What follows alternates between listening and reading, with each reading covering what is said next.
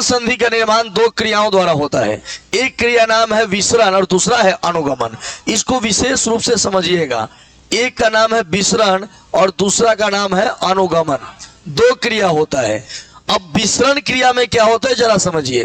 P type के अर्धचालक में सबसे ज्यादा क्या होता है? रिक्ति। क्या होता है? रिक्तियां होती हैं। पी टाइप के अर्धचालक में अधिकता किसकी होती है?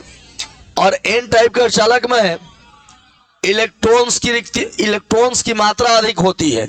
जब दोनों एक दूसरे के संपर्क में आते हैं तो संधि पर क्या होता है? मुक्त इलेक्ट्रॉन एन से पी की ओर जाता है और पी पर उपस्थित रिक्तियां जो है, पी सिरा पर उपस्थित जो रिक्तियां हैं वह इन इलेक्ट्रॉनों को क्या कर लेती हैं?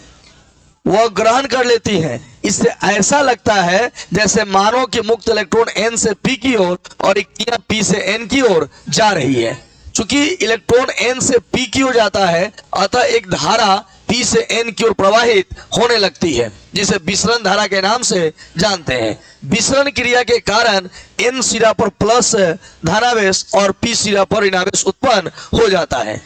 संधि पर धनावेश और ऋणावेश उत्पन्न होने के कारण संधि पर एक विद्युतीय क्षेत्र उत्पन्न हो जाता है जिसकी दिशा एन से पी की ओर होता है। किधर से किधर होता है?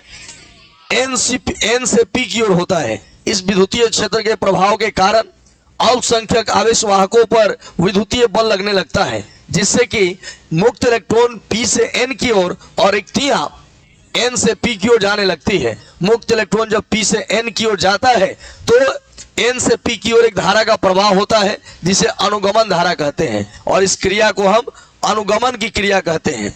और ऐसा करने से, अनुगमन क्रिया होने से अवक्षय परत की मोटाई कम होने लगती है, परंतु विसरण क्रिया के द्वारा पुनः अवक्षय परत की मोटाई बढ़ती है और अनुगमन धारा का मान भी बढ़ने लगता है। अनुगमन धारा का मान तब तक बढ़ता है जब तक कि वह विसरण धारा के मान के बराबर न हो जाए। इस स्थिति को पीएन संधि को संतुलन की स्थिति में कहा जाता है। संतुलन की स्थिति में संधि पर उत्पन्न विभवांतर को निरोधी विभव के नाम से जाना जाता है। क्लियर है?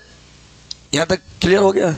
बस यही जो है, इस तरह से पीएन संधि को हम लोग को लिखना होगा और याद करना बहुत आसान है। एक बार जब लिख लोगे, कल भी मैंने समझाया था, एक बार लिख लोगे अपने आप याद हो जाएगा। उसके बाद डायोड पढ़ेंगे हम लोग। लिखिए, हेडिंग बनाइए।